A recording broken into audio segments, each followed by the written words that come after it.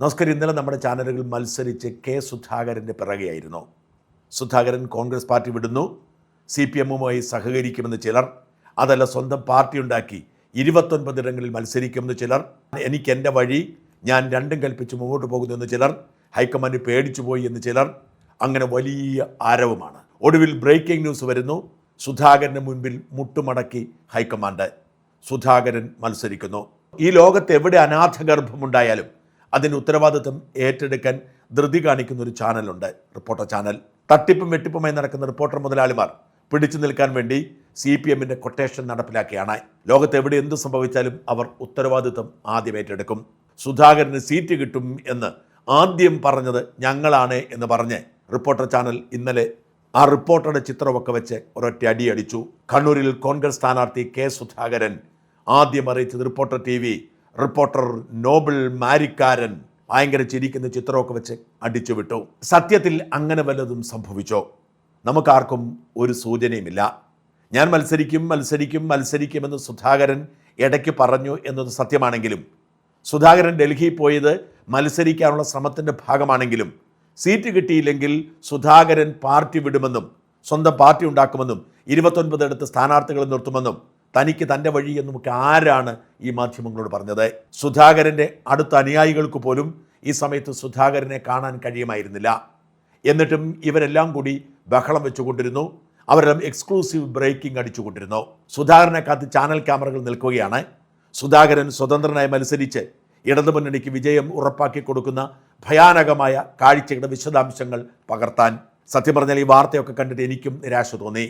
ഇന്ന് രാവിലെ വീഡിയോ ചെയ്യുമ്പോൾ സുധാകര നെറികെട്ടവനെ നികൃഷ്ട എന്നൊക്കെ വിളിച്ചുകൊണ്ട് CPM-ന് വീണ്ടും അധികാരത്തിലെത്താൻ അവസരമൊരുക്കി കൊടുക്കുന്ന താങ്കൾ കമ്മ്യൂണിസ്റ്റ് വിരുദ്ധനാണ് എന്ന് പറഞ്ഞത് പച്ചക്കള്ളമല്ലേ എന്നൊക്കെ ചോദിച്ച് വാർത്ത ചെയ്യണമെന്നോർത്ത് വികാരം കൊണ്ടിരിക്കുകയായിരുന്നു ഞാനും. പക്ഷേ സുധാകരൻ പുറത്തേക്ക് വന്നിട്ട് ചാനലുകാരോട് ചോദിച്ചു, ഞാൻ പാർട്ടി വിട്ട് എങ്ങോട്ട് പോകാനാണ്? പാർട്ടി എന്നേക്കാൾ എത്രയോ വലുതാണ്, ഞാൻ എത്ര ചെറുതാണ്.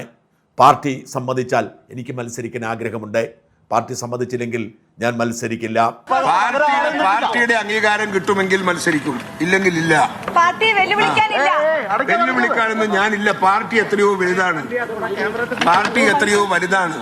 ഞാൻ എത്രയോ ചെറുതാണ്. ഞാൻ എന്ത് പാർട്ടിയെ വെല്ലുവിളിക്കാനാ? സത്യം പറഞ്ഞാൽ സുധാകരൻ്റെ വാക്കുകൾ ഇന്നലെ രാവിലെ മുതൽ വൈകുന്നേരം വരെ ജനത്തെ കബളിപ്പിച്ച സകല മാധ്യമങ്ങൾക്കും നേരെയുള്ള കാർക്കിച്ചു തുപ്പലായിരുന്നു. പ്രത്യേകിച്ച് സുധാകരൻ കണ്ണൂരിൽ മത്സരിക്കുമെന്ന് എക്സ്ക്ലൂസീവ് റിപ്പോർട്ട് ചെയ്ത് ആ റിപ്പോർട്ടറെ ഉയർത്തിക്കാട്ടി മാർക്കറ്റ് ചെയ്ത് സ്വന്തം പ്രേക്ഷകരെ പറ്റിച്ച റിപ്പോർട്ടർ ചാനലിൻ്റെ മുഖത്തേക്കുള്ള കാർക്കിച്ചു തുപ്പൽ. സുധാകരൻ ഇങ്ങനെയൊന്നും പറഞ്ഞിട്ടില്ല. സുധാകരൻ ഇങ്ങനെയൊക്കെ ചിന്തിച്ചിട്ടുണ്ടോ എന്ന് പോലും ആർക്കും അറിയില്ല. എന്നാൽ ഈ തെരഞ്ഞെടുപ്പ് സമയത്ത് കോൺഗ്രസിൽ ആകപ്പാട് കുഴപ്പമാണ് എന്ന് വരുത്തി തീർത്താൽ CPM-ന് ഗുണം ചെയ്യും എന്ന് കരുതി നമ്മുടെ ചാനലുകൾ പരസ്പരം മത്സരിച്ചപ്പോൾ ഉണ്ടായ വ്യാജ വാർത്തകൾ. ഈ ചാനലുകൾ ഏതെങ്കിലും അവരുടെ പ്രേക്ഷകരോട് മാപ്പ് പറഞ്ഞോ? ഇതുവരെ ഞങ്ങൾ ഭാവനയിൽ വിടർത്തിയതായിരുന്നു ഈ കഥകളൊക്കെ എന്ന് പറഞ്ഞ് വാസ്തവത്തിൽ അവർ അത് പറയേണ്ടതല്ലേ? സുധാകരൻ ഔദ്യോഗികമായി പറയാത്ത കാര്യങ്ങളാണ് സുധാകരൻ്റെ നാവിൽ നിന്ന് എന്ന തരത്തിൽ ചാനലുകൾ മത്സരിച്ച് വാരി വിതറിക്കൊണ്ടിരുന്നത്. അതേസമയം മറുഭാഗത്ത് എന്തെല്ലാം സംഭവങ്ങൾ ഈ സമയത്തുണ്ടായി. അബ്ദുൾ റഹ്മാൻ എന്ന് പറയുന്ന ഒരു മന്ത്രിയാണ്. മന്ത്രിയെ സ്ഥാനാർത്ഥിയാക്കുന്നു. മന്ത്രി പറയുന്നു തനിക്ക് മത്സരിക്കാൻ താല്പര്യമില്ലെന്ന്. 2 ദിവസം മന്ത്രി തെരഞ്ഞെടുപ്പ് പ്രചരണത്തിന് ഇറങ്ങുന്നില്ല. ഒടുവിൽ ആ മന്ത്രിയുടെ മുമ്പിൽ, അബ്ദുൾ റഹ്മാന്റെ മുമ്പിൽ തോറ്റ് CPIM മന്ത്രിയുടെ ആവശ്യപ്രകാരം സീറ്റ് മാറ്റി കൊടുക്കുന്നു. ഇത് വലിയ വിവാദമാക്കേണ്ടതല്ലേ? CPM-ൽ ഒരു മന്ത്രി പാർട്ടിയുടെ തീരുമാനത്തെ ധിഖരിക്കുന്നു. ആ മന്ത്രിയുടെ മുമ്പിൽ പാർട്ടി കീഴടങ്ങുന്നു. എന്തുകൊണ്ട് നമ്മുടെ മാധ്യമങ്ങൾ അത് വലിയ വിവാദമാക്കിയില്ല? CPM-ൻ്റെ 4 മുതിർന്ന നേതാക്കൾ, ഒരാൾ പാർട്ടി സെക്രട്ടറി പോലും ആവേണ്ട ആളാണ്, ഒന്നിലധികം തവണ മന്ത്രിയായ ആളാണ് G. സുധാകരൻ. ഈ മുതിർന്ന നേതാക്കൾ CPM-നെതിരെ UDF-ൻ്റെ പിൻബലത്തോടെ മത്സരിക്കുന്നു. നിർബലല്ലേ? PK ശശി UDF-ൻ്റെ സ്ഥാനാർത്ഥിയാവുന്നു. KT ഗോവിന്ദനും കുഞ്ഞികൃഷ്ണനും G. സുധാകരനും UDF-ൻ്റെ പിന്തുണയോടെ CPM സ്ഥാനാർത്ഥിക്കെതിരെ മത്സരിക്കുന്നു. CPM-ൻ്റെ ചരിത്രത്തിൽ ഇങ്ങനെ ഉണ്ടായിട്ടുണ്ടോ? പാർട്ടി പറയുന്നതിനപ്പുറത്തേക്ക് ഒരു നേതാവും പോവാറില്ല. എന്നിട്ട് എത്ര ചാനലുകൾ നിലവിളിച്ചു, ബഹളം വെച്ചു. MP ആയിരിക്കുന്ന സുധാകരൻ സീറ്റ് ചോദിച്ചത് ഒരു ദിവസത്തെ മുഴുവൻ ബ്രേക്കിംഗ് ന്യൂസും അഭ്യൂഹങ്ങളും. ഇങ്ങനെയാണെങ്കിൽ കോൺഗ്രസ് പാർട്ടി എന്തിന് അധികാരത്തിൽ വരണം എന്ന് ചോദിക്കുന്ന ചർച്ചയിലേക്കുമൊക്കെ വഴിതെളിച്ചവർ എന്തുകൊണ്ടാണ് CPM-ൻ്റെ 4 മുതിർന്ന നേതാക്കൾ UDF പിന്തുണയോടെ മത്സരിക്കുന്നതിനെക്കുറിച്ച് ചർച്ച ചെയ്യാത്തത്? അതും പോട്ടെ, BJPക്കെതിരെ ഏറ്റവും ശക്തമായി പ്രതിരോധം സൃഷ്ടിക്കുന്നത് ഞങ്ങളാണ്, ഇന്നത്തെ കോൺഗ്രസ്സുകാർ നാളത്തെ BJPക്കാരാണ് എന്ന് പറയുന്ന ഇടതുപക്ഷക്കാരുടെ നാട്ടിൽ ഒരു സിറ്റിംഗ് MLA അടക്കം 3 ഇടത് MLAമാർ BJP സ്ഥാനാർത്ഥികളാവുന്നു. CC Mukundan, Rajendran, K Ajith. എന്താണ് ആരും ചർച്ച ചെയ്യാത്തത്? എന്താണ് ആരും ബഹളം വയ്ക്കാത്തത്? എന്താണ് ഇങ്ങനെയൊരു നശിച്ച LDFനെ കുറിച്ച് ആരും വിലപിക്കാത്തത്? അവർ പിന്നെയും വിലപിച്ചുകൊണ്ടിരിക്കുന്നു UDFനെ ഓർത്ത്. സണ്ണി കബീക്കാടിനും CK ജാനുവിനും സീറ്റ് കൊടുക്കാത്തതിൽ ഏറ്റവും വലിയ നൊമ്പരം ഇവിടുത്തെ ഇടതു ബുദ്ധിജീവികൾക്കാണ്.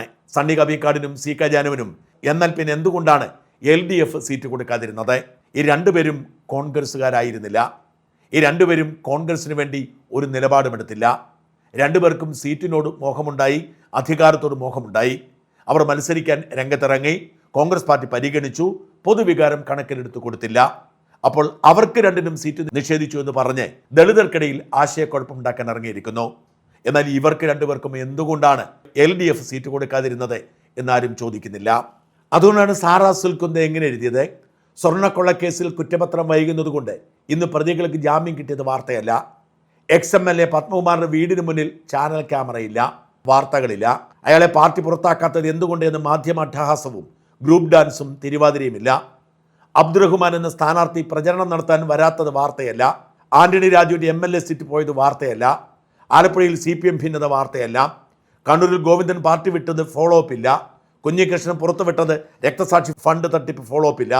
XMLA Rajendran, sitting MLA Mukundan ഒക്കെ BJPയിൽ സ്ഥാനാർത്ഥിയായതിന് വാർത്തകളില്ല. ഇന്ന് വീണ്ടും കോന്നിയിൽ തലവനായ മുൻ CPM നേതാവ് BJPയിൽ ചേർന്നത് വാർത്തയല്ല. ഹസ്കർ, റെജി ലൂക്കോസ് ഒക്കെ പാർട്ടി വിട്ടതിൻ്റെ അപ്ഡേറ്റ്സ് ഇല്ല. കത്രിക തുണിയൊക്കെ ഓപ്പറേഷനുകൾ വെച്ച് കെട്ടിയ വാർത്തകളില്ല. മെഡിക്കൽ കോളേജ് ICU തീ പിടിച്ച വാർത്ത അപ്ഡേഷൻ ഇല്ല. മന്ത്രിയുടെ കഴുത്തിന് ഉളുക്ക് കിട്ടിയ കേസിൻ്റെയൊക്കെ കഴുത്തിൻ്റെയോ അപ്ഡേറ്റ് ഇല്ല. മരുമോൻ ഭരിക്കുന്ന പാർട്ടിയിലെ അടിച്ചമർത്തൽ വാർത്തയല്ല. കോൺഗ്രസിനെതിരെ വാർത്ത കൊടുക്കുന്ന തിരക്കിലാണ് മാധ്യമങ്ങൾ. എന്തൊക്കെ വാർത്തകൾ നിങ്ങൾ UDFനെതിരെ കൊടുത്താലും പിണറായി ഭരണം മടുത്ത ജനങ്ങൾ ഏകാധിപതി പിണറായിക്കെതിരെ വിധി എഴുതും. UDF ജയിക്കും, കേരളം ജയിക്കും. ഇതൊരു യാഥാർത്ഥ്യമാണ്. ഇവിടുത്തെ മാധ്യമങ്ങൾ CPMന്റെ നക്കാപ്പിച്ചയ്ക്ക് മുമ്പിൽ അവരുടെ അന്തസ് മറന്ന് യുദ്ധം നടത്തുന്നു. അതുകൊണ്ടാണ് ഇന്നലെ സുധാകരൻ ഇത്രയും വലിയ ബ്രേക്കിംഗ് ന്യൂസ് ആയത്. തീർച്ചയായും കോൺഗ്രസ് പാർട്ടിയുടെ ഭാഗത്ത് വീഴ്ചകളുണ്ട്. സുധാകരൻ്റെ വിഷയമടക്കം സിറ്റിംഗ് MPമാർ മത്സരിക്കണമോ എന്ന കാര്യം ഇന്നോ ഇന്നലെയോ തീരുമാനിക്കേണ്ടതല്ല. സീറ്റ് വിഭജനത്തിന് വേണ്ടി സമയം കണ്ടെത്തേണ്ട സമയത്ത് മുൻ KPCC പ്രസിഡന്റ് കൂടിയായ സുധാകരൻ്റെ പിന്നാലെ നടന്ന് സമയം കളഞ്ഞത് വീഴ്ച തന്നെയാണ്. സുധാകരൻ മത്സരിക്കാൻ ആഗ്രഹിച്ചതിൽ അദ്ദേഹത്തെ കുറ്റം പറഞ്ഞിട്ട് കാര്യമുണ്ടോ? സുധാകരൻ ഇനി ഒരിക്കൽ കൂടി മന്ത്രിയാവാനുള്ള സാധ്യതയില്ല. MP ആയി ഡൽഹിയിൽ പോയി ഇരിക്കുന്നത് കൊണ്ട് കാര്യവുമില്ല. അതുകൊണ്ട് മത്സരിക്കാൻ ആഗ്രഹിച്ചു, പരമാവധി ശ്രമിച്ചു. അത് കൈകാര്യം ചെയ്യുന്നതിൽ കോൺഗ്രസ് പാർട്ടിക്ക് വീഴ്ചയും പറ്റി. എന്നാൽ ഇല്ലാത്തതൊക്കെ പറഞ്ഞ് ബഹളം വയ്ക്കാൻ ഇവർക്ക് എങ്ങനെയാണ് കഴിഞ്ഞത്? എന്തായാലും വലിയൊരു കൊടുങ്കാറ്റിന് ശേഷം കോൺഗ്രസ് പാർട്ടി ശാന്തതയിലേക്ക് മാറിയിരിക്കുന്നു. സുധാകരൻ ബഹളം വെച്ചോ എന്നതിനെക്കുറിച്ച് പോലും നമുക്ക് നിശ്ചയമില്ല. പക്ഷേ എന്തായാലും ഒരു കൊടുങ്കാറ്റ് പോലെ ഉയർന്നു പൊങ്ങിയ സുധാകരനെ ഒരു പൂച്ചക്കുട്ടിയെ പോലെ തണുപ്പിക്കാൻ കോൺഗ്രസ് നേതൃത്വത്തിന് കഴിഞ്ഞു. AK ആന്റണിയും രമേശ് ചെന്നിത്തലയും ഒക്കെ ഇടപെട്ടതുകൊണ്ടാണ് സുധാകരന് സീറ്റ് കൊടുക്കാൻ തീരുമാനമായത് എന്നായിരുന്നു ബ്രേക്കിംഗ് ന്യൂസുകൾ. പക്ഷേ സുധാകരൻ മെരുങ്ങിയത് എങ്ങനെയെന്ന് ഇവരാരും പറയുന്നില്ല. VD സതീശൻ്റെ പിടിവാശിയാണെങ്കിൽ ആ പിടിവാശി നല്ലത് തന്നെയല്ലേ? അവസാന നിമിഷം വരെ എടുത്ത നിലപാടിൽ ഉറച്ചു നിൽക്കാൻ സതീശൻ കാണിക്കുന്ന തൻ്റെ ഇടത്തിന് മറ്റൊരു തെളിവ് കൂടി പുറത്തു വരുന്നു. സുധാകരന് തൻ്റെ പരിമിതികൾ മനസ്സിലായി കാണും. സുധാകരൻ വിചാരിച്ചത് സകല മനുഷ്യരും തനിക്ക് വേണ്ടി നിലപാടെടുക്കുമെന്നാണ്. ഞാൻ മനസ്സിലാക്കിയതനുസരിച്ച് ഹൈക്കമാൻഡ് സുധാകരൻ്റെ മുമ്പിൽ വെച്ച് തന്നെ കണ്ണൂർ മണ്ഡലത്തിന് കീഴിലുള്ള 140ഓളം വാർഡ് കമ്മിറ്റി പ്രസിഡന്റുമാരോട് സംസാരിക്കാൻ ശ്രമിക്കുന്നു. 70 പേരോട് സംസാരിച്ചപ്പോൾ 50 പേരും സുധാകരൻ സ്ഥാനാർത്ഥിയാവണ്ട എന്ന് പറഞ്ഞത് സുധാകരൻ തൻ്റെ കാതുകൾ കൊണ്ട് കേൾക്കുന്നു. ഇതോടെ താൻ മിഥ്യാലോകത്താണെന്ന് സുധാകരൻ തിരിച്ചറിയുന്നു. അച്ചടക്കമുള്ള പാർട്ടിക്കാരനായി തിരിച്ചു വരുന്നുവെന്നാണ്. അതെന്തുമാവട്ടെ, കോൺഗ്രസിനെ സംബന്ധിച്ചിടത്തോളം വലിയൊരു തലവേദന ഒഴിഞ്ഞുപോയി. അവർക്ക് ഇന്നലെ വിചാരിച്ചതുപോലെ തന്നെ സ്ഥാനാർത്ഥി ലിസ്റ്റ് പ്രഖ്യാപിക്കാൻ കഴിഞ്ഞു. നേരത്തെ 55 സീറ്റുകൾ പ്രഖ്യാപിച്ചിരുന്നു. 37 സീറ്റ് ഇന്നലെയും പ്രഖ്യാപിച്ചതോടെ കോൺഗ്രസിന്റെ സ്ഥാനാർത്ഥി പ്രഖ്യാപനം പൂർത്തിയായി. കോൺഗ്രസിന് അനുവദിച്ചിരിക്കുന്ന 97 സീറ്റിൽ 3 സീറ്റിൽ അവർ പിന്തുണയ്ക്കുന്നത് CPM വിമതരെയാണ്. അധിക സമയം ഇനി ബാക്കിയില്ല. ഇന്നും ഞായറാഴ്ചയും അവധിയാണ്. ഇന്നും നാളെയുമായി എല്ലാ നടപടിക്രമങ്ങളും പൂർത്തിയാക്കി തിങ്കളാഴ്ചയ്ക്ക് മുമ്പ് നോമിനേഷൻ കൊടുക്കണം. വൈകിയാണെങ്കിലും കോൺഗ്രസ് പാർട്ടിക്ക് പിണറായി ദുർഭരണത്തിനെതിരെ പടപൊരുതാനുള്ള കരുത്തുണ്ട് എന്ന് തന്നെയാണ് വിലയിരുത്തൽ. കോൺഗ്രസ് പാർട്ടി എക്കാലത്തും ഇങ്ങനെയാണ്. അവസാന നിമിഷം ഓടി മുമ്പിൽ കയറാൻ അവർ മിടുക്കരാണ്.